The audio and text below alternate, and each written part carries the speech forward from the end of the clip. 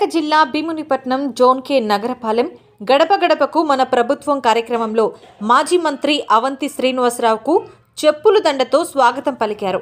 గ్రామంలో సుమారు 1000 కుటుంబాలు ఉంటే 6 మందికి మాత్రమే ఇళ్ల స్థలాలు ఇవ్వడంపై మండిపడ్డారు. అవి కూడా వైకాపాకు చెందిన వారికి మాత్రమే ఇవ్వడంపై ఆగ్రహం వ్యక్తం చేశారు. పింఛన్లు కూడా అధికార పార్టీకి చెందిన వారికి మినహాయింపులు ఇచ్చి మిగతా వారికి నిలుపుదల చేశారని ఆవేదన వ్యక్తం చేశారు. దీనికి నిరసనంగా తెదేపాకు చెందిన తొత్తడి సూర్య, మరుపల్లి, రాజేంద్ర ప్రసాదులు రహదారికి అడ్డంగా చెప్పుల దండ వేలాడదీశారు. పోలీసులు చెప్పుల దండను తొలగిస్తుండటంతో వాగ్వాదం చోటు చేసుకుంది. ఓ దశలో పోలీసులు ఇరువురిని జీప్లో ఎక్కించేందుకు ప్రయత్నించగా గ్రామస్తులు ముకుమ్మడిగా అడ్డుకున్నారు. అనంతరం పోలీసుల చర్యలకు వ్యతిరేకంగా గ్రామస్తులు నిరసన నినాదాలు చేశారు.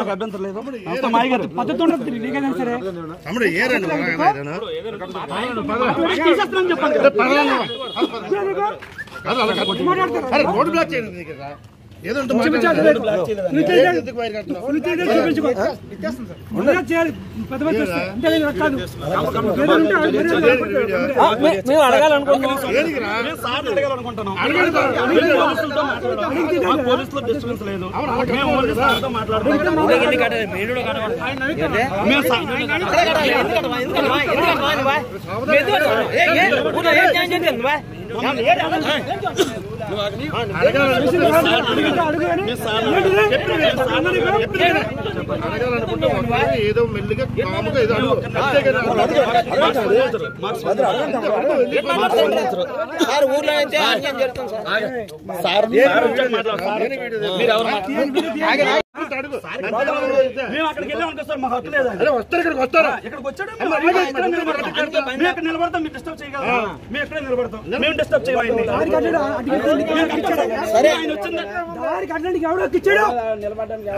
ఉండడానికి కరెక్ట్ కాదు కదా.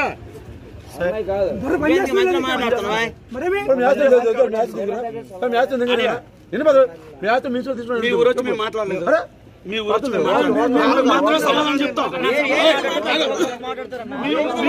మాట్లాడలేదు సమాధానం చెప్తాం కాబట్టి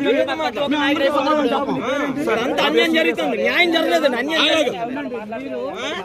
దారికి దారి అడ్డగించి చెప్పులు కట్టడం అది పద్ధతి కాదు, అది నేరం. నీకు నేరం ఏంటో మంచి తెలిసి ఎంత ఇలా చేస్తున్నావు ఎందుకంటే వాళ్ళకి వస్తా ఆయన మాకు అన్యాయం చేశాడు. అన్యాయం అంటే ఏంటి అన్యాయం చేశాడు?